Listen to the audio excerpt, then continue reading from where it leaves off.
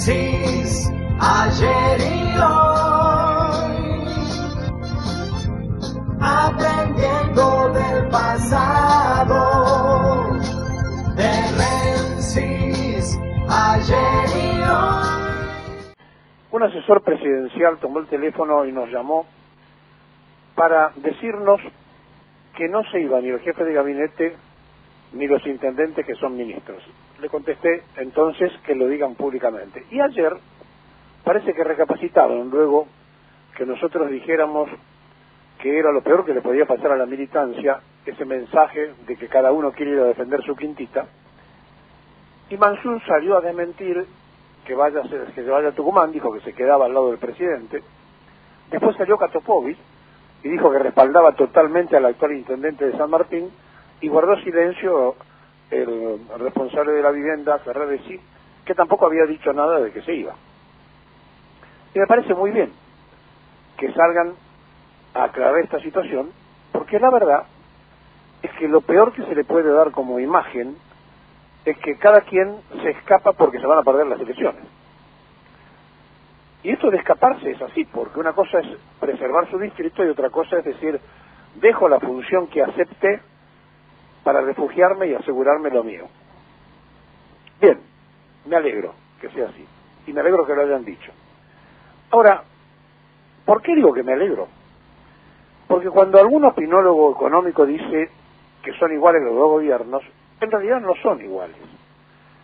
Sí podemos decir que hay un yerro grave en la convalidación y no en la investigación de la deuda, en el acuerdo con el fondo, etcétera, etcétera. Pero después, en las medidas, no son iguales. Mientras durante este gobierno, con todos los defectos habidos y por haber, se recuperaron empresas, durante el imaginario y realizador trabajo de los amarillos proempresarios, en realidad fundieron a las empresas argentinas. Y esto queda demostrado con datos. No es un invento de este periodista, están los datos a la vista. Se recuperaron empresas después de la pandemia, se recuperaron empresas por parte de los trabajadores que habían abandonado y quebrado los patrones en época de Macri. Pero además, como da la impresión de que hay una tremenda amnesia colectiva, es imprescindible demostrar que no es lo mismo, repito, más allá de todo lo que podemos cuestionar, no es lo mismo la sensibilidad de un lado y la insensibilidad del otro. Y además, el peronismo, que es el creador de la clase media en la Argentina, sabe que la clase media cuando está bien vota mal y cuando está mal vota bien. Es notable, pero es así. Y a los empresarios les pasa algo parecido. Son liberales en su razonamiento, en su pensamiento, pero con todos los gobiernos de corte socialista les fue mejor que con cualquier otro. Radicales, conservadores o liberales. Claro que como no lo reconocen, hace falta recordarlo. Y como hay una amnesia colectiva, anoten. En el mes de julio del año 2016, Mazalín Particulares cerró su fábrica en Tucumán, gobierno de Mauricio Macri, es todo lo que le voy a decir. En septiembre, Jovilar cerró su planta que producía aceitunas en La Rioja. En noviembre, con los amarillos, cerró la textil Gilot de Comodoro Rivadavia, 200 despidos. En enero del 2017, Alpargatas decidió cerrar la fábrica de Florencio Varela. En los siguientes 2 años y medio se deshizo de 8 de sus 9 plantas, pasando a tener casi 4.000 empleados que tenía en su momento a 700, se redujo totalmente. También en enero del 2017, con Cambiemos, Bango cerró la fábrica de computadoras de Vicente López en Florida, la que había inaugurado Cristina Fernández en el año 2011, y la empresa pasó de tener 1.000 empleados a 400. Ese mismo mes cerró Cerámica San Lorenzo en San Luis, siempre con la gestión de los liberales. En febrero del 2017, Pampero cerró su planta textil en el Chaco.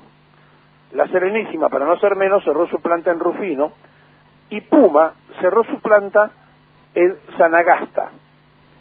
En marzo, Atanor en Munro cerró sus plantas de Varadero y también la de Munro. En abril, la quesera Mañasco en Santa Fe. En febrero del 2017, Pampero cerró su textil del Chaco, como le decíamos, y en agosto cerró la autopartista Plascar de Córdoba, despidiendo 250 trabajadores.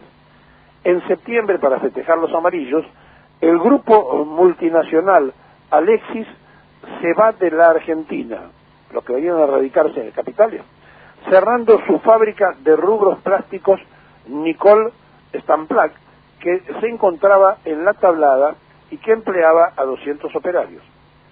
El mismo mes, Adidas efectuó 124 despidos de su planta de Esteban Echeverría, que ahora trabaja a toda su capacidad. En octubre del 2017 cerró Textil Rommel. En noviembre, la química alemana Laxex cerró su planta en Zárate. En la Serenísima, su planta de Las Varillas, Córdoba, la cerraron para la misma época.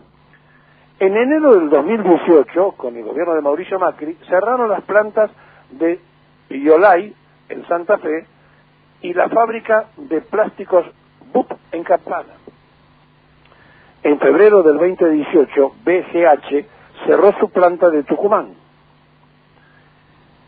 Y Ducolor su planta de aceituna en Catamarca. Ese mismo mes cerró la histórica fábrica de medias Ciudadela, que funcionaba desde 1949. El gobierno nacional cerró Fanasur, la planta de fabricaciones militares de Azul, y nos quedamos sin fabricación de municiones. En marzo del 2018, la química Rum and Haas de la norteamericana de Dow, de la Chemical Corporation, cerró su planta en Zárate, mientras que en Catamarca cerraba la adicional fábrica Barbero, una de las fábricas que tenía más de 30 años de historia. Seguimos porque es muy larga la lista y yo sé que por ahí aburre, pero es bueno recordarlo, porque si no da la impresión que a la hora de votar se olvidan de todo esto. En abril del 2018, Carrefour inició su proceso que derivó en el cierre de varias sucursales y cientos de despidos en los siguientes meses. Los franceses hoy están a pleno trabajando prácticamente a todo lo que pueden producir. También en abril cerró la fábrica de electrodomésticos MAVE en Aedo, dejando 200 trabajadores en la calle. En mayo del 2018, Mirgor cerró una de sus fábricas de celulares en Tierra del Fuego. ¿Saben de quién era la fábrica? De Macri. En junio cerró la panificadora Maitén de Chacabuco, proveedora de Don Satur. En julio del 2018 cerró la fábrica de plásticos Chenton en Moreno. En agosto, la planta Adidas en Esteban Echeverría, donde solo quedaban 47 obreros de los 600 que tenían en el 2016. También en agosto, el gobierno nacional echó a 101 trabajadores de la fábrica militar de Córdoba. En septiembre del 2018, Fredo cerró su fábrica de helados para reconvertirse el negocio en otra cosa. En octubre, Renault cerró Metalúrgica Tandil y despidió a 100 trabajadores. Canale cerró su planta en Lavallol, que tiempo después sería reabierta por sus trabajadores como una de las cooperativas y empresas recuperadas. La brasileña Paquetá cerró la planta de Chivilcoy, donde fabricaba Adidas y trabajaban casi 400 personas. Egelit cerró su planta de Catamarca y Sancor hacía lo propio en Bahía Blanca. En abril del 2019 cerraron la planta de biodiesel de Vilco en Santiago del Estero. La fábrica de envases plásticos Concevic en el Parque Industrial Pilar, y la textil Aiter, Sociedad Anónima Industrial y Comercial, en Chubut, otros 400 despidos. En mayo del 2019, Arcor cerró una de las plantas de la Campañola en Mendoza. La italiana Brembo cerró su fábrica de frenos en Barracas. Brembo, a su vez, le proveía a Ford para los Focus, que dejó de producirse en la planta de Pacheco, y otros 300 despidos. No había elementos para el Focus. En junio del 2019, el fabricante de motos Zanela cerró la planta en Mar del Plata, y Puma cerró su planta en Chivilcoy, en Chilecito, perdón. Y Catamarca cerró su planta de Fiscar, produciendo donde producían los termotanques Riedel. Bueno, la verdad que seguir es aburrirlos, pero tenemos una lista que es el triple de esto que estoy leyendo. ¿Qué le queremos decir? Que no es lo mismo, para cualquier opinólogo económico, este gobierno que el otro. Porque este gobierno trató, dentro de lo que pudo y después de la pandemia, de reabrir empresas, y de hecho ocurrió, y varias de ellas volvieron. Ayer le dábamos datos de la industria trabajando, o de la capacidad industrial, que todavía no llega al 70% de la capacidad industrial instalada, o sea que hay un 30% ocioso todavía, pero además una enorme cantidad de empresas recuperadas por los trabajadores, o sea que los empresarios abandonaron, quebraron, se fueron, y los trabajadores reabrieron más de 160 empresas. Entonces, cuando uno da estos datos, cuando uno habla de estas cosas, es a los efectos de devolver un poco el espíritu para determinar que no todo es lo mismo. Ahora bien, después podemos criticar todo lo que está mal hecho y todo lo que no se debería haber hecho y se hizo mal. Pero la verdad que los empresarios, sobre todo las pymes, proveedoras de todas estas empresas que también quedaron tecleando, tienen que repensar bien. Porque sí es cierto que la clase media cuando está bien vota mal, y eso ocurrió porque le dieron el voto a Cambiemos cuando estaban bien. ¿Qué pasa cuando están mal? Bueno, votan bien. Cuando ellos están mal, cuando la pasa mal la clase media, votan bien y eligen la cosa popular. Claro, la cosa popular que eligen es la que siempre viene a pagar lo que hicieron los otros.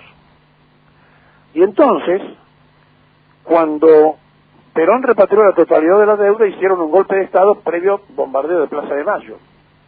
Y después, cuando la sociedad se quiso sublevar contra esa dictadura, fusilaron. Y cuando volvió a bajarse la deuda en el tercer mandato, que ya estaba Perón inmortalizado y Isabel estaba bajando la deuda externa, otro golpe, más cruel que el anterior. Porque a la Argentina hay que endeudarla, hay que poner a los que endeudan.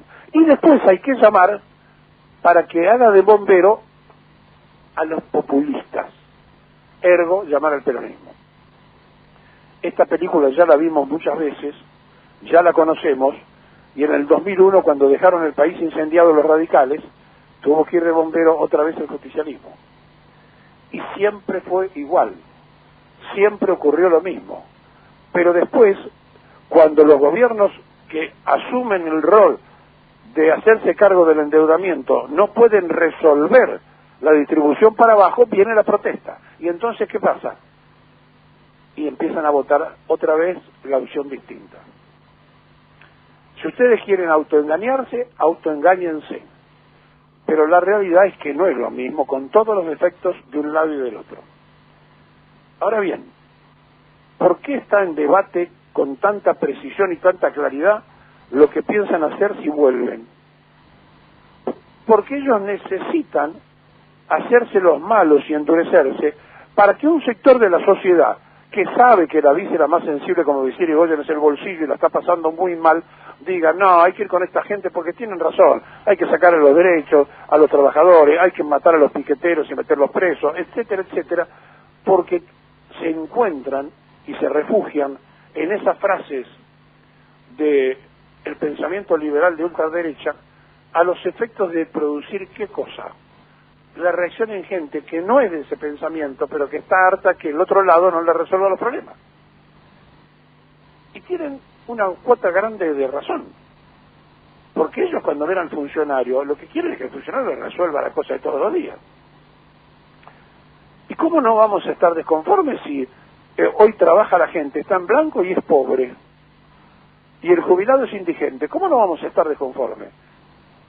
Pero lo que no se sabe, porque no se dice y porque la prensa canalla trabaja para cubrir todo esto y esconder, es que es como consecuencia de lo que dejaron ellos. Entonces, como en el gobierno tiene una pésima comunicación y lo que está bien nunca lo comunicó bien, siempre queda allí a los altos, y todos los yerros son magnificados, nos alegramos mucho que hayan repensado los intendentes que son ministros y el gobernador que es jefe de gabinete, que no se puede dar ese ejemplo de que toquemos alguna de las músicas que nos gustan en el Titanic. Es decir, si se van a quedar, hagan lo que hicieron ayer y digan que se van a quedar, porque eso demuestra que ustedes van a seguir peleando, porque no es igual el frente de todos a Cambiemos, por lo menos en estos datos que le di hoy.